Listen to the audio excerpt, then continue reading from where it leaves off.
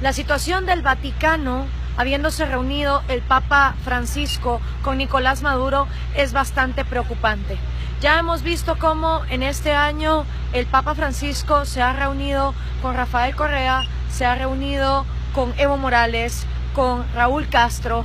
y no hemos visto por parte del Vaticano tomar con seriedad la cantidad de violaciones a los derechos humanos principales que en estos países se están violando constantemente. Hablo del derecho a la vida, de la cantidad de presos políticos que existen en Cuba y en Venezuela. Hablo del derecho a la propiedad privada, donde la gente en estos países ha sido arrancada y despojada de los recursos y del fruto que con el sudor de su frente han tratado de sacar a sus familias adelante. Y por supuesto hablo también del derecho de todo ser humano a la libertad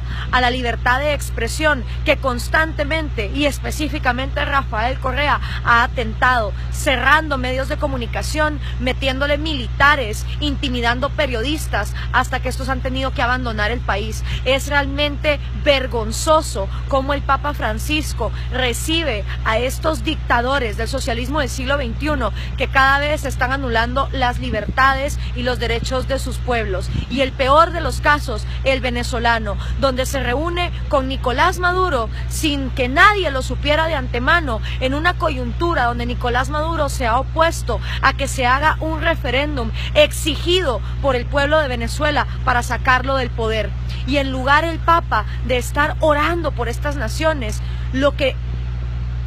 estas naciones realmente necesitarían es una condena oficial y una condena real por parte del Vaticano, porque si bien es cierto, los principios cristianos llaman a que todo individuo es merecedor de una vida digna, de sus libertades y de su propiedad, del fruto de su esfuerzo. Esos son valores con los que los cristianos comulgan. Y cuando vemos a un papa que se rehúsa a reunirse con las damas de blanco, mujeres que son golpeadas, vapuleadas y llevadas a prisión por tratar de entrar a la Iglesia Católica en la isla de Cuba, y que con ellas no se reúne, pero sí se reúne con dictadores como Raúl Castro, y no tienen ningún reparo en decir algo en contra de todos los años y las décadas en que esa isla no ha habido libertad, realmente es vergonzoso. También es vergonzoso que el Papa Francisco condene el mercado, cuando el mercado no es más que la voluntad de miles de individuos comerciando